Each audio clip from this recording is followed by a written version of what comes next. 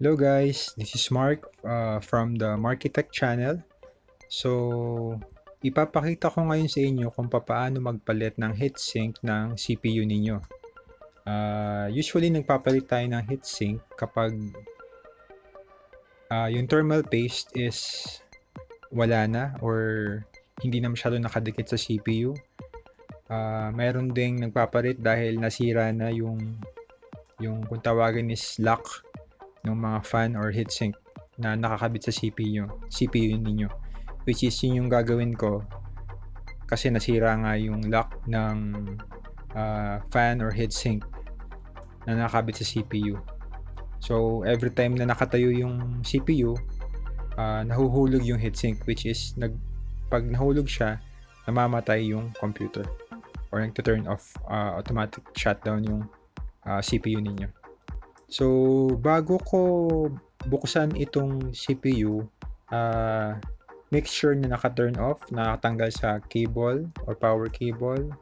Tapos, ang ginawa ko din dito muna is nilinis ko yung loob ng CPU.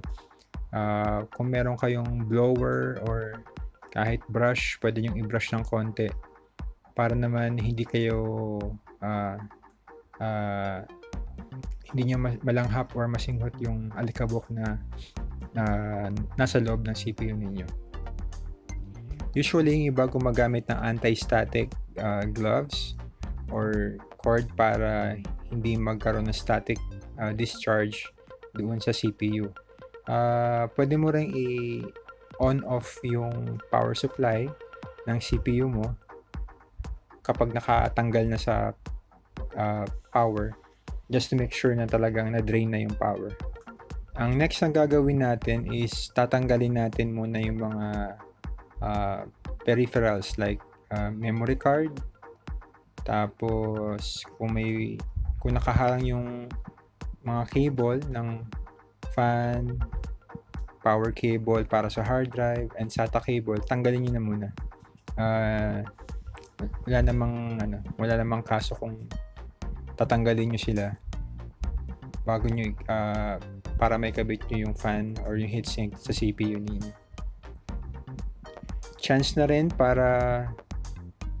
Magandang chance na rin ito para punasan ninyo or i-brush nyo yung mga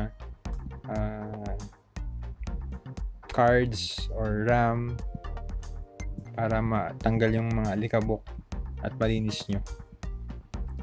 Ayan, ito yung CPU ng isa sa members ng team namin. So every time na itinatayo niya, nahuhulog yung fan, kaya nagre-restart or namamatay yung computer.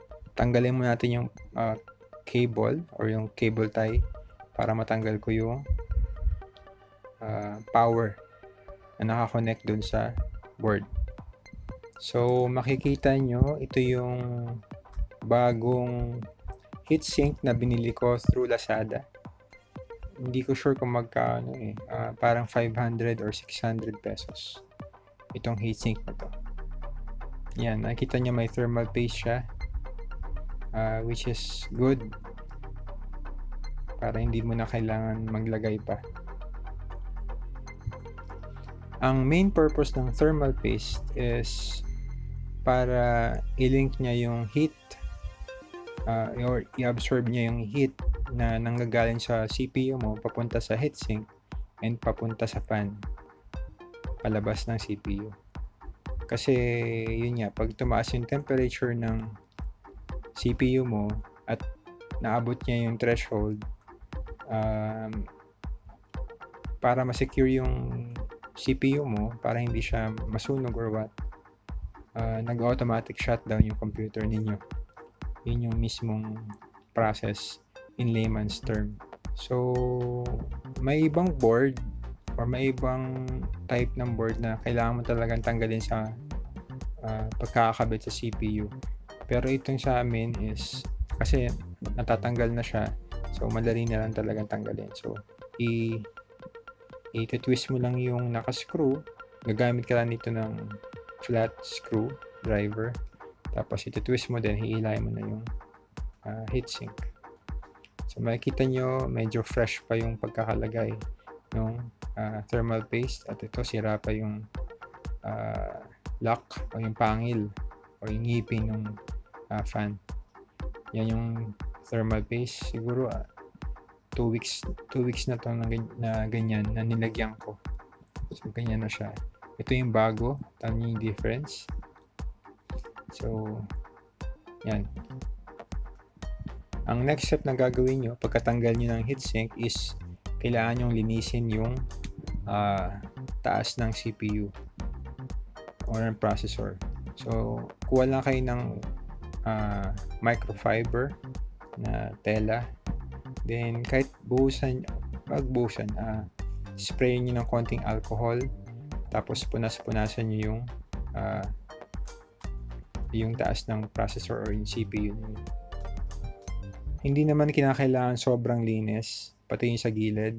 I mean, gusto ko lang tanggalin yung konting thermal paste sa gilid, which is para kasing baka nakaumbok.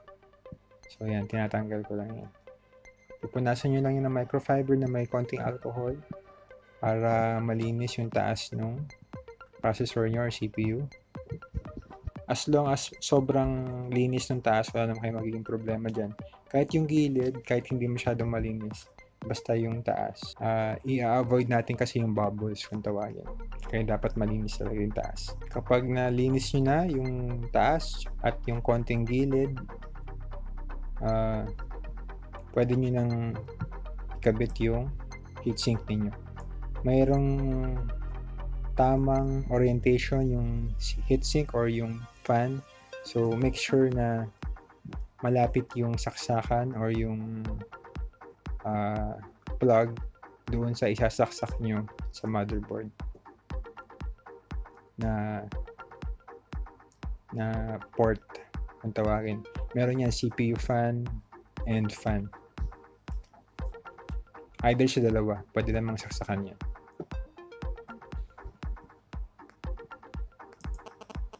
Ayan, kapag na-fit nyo na, pwede nyo nang isaksak yung port na 3-pin or 4-pin na port ng heatsink or fan ninyo dun sa motherboard. Then i-push nyo lang yung 4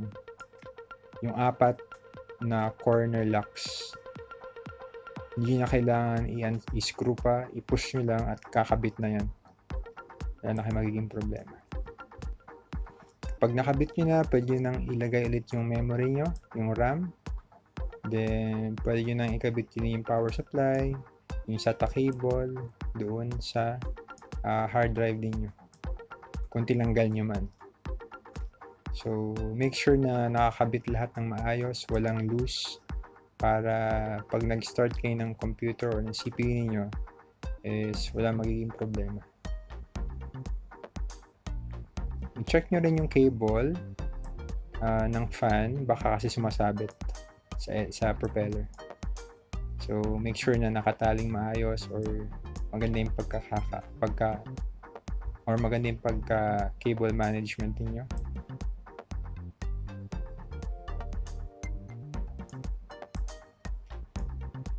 So ayan, siguro itatali ko yung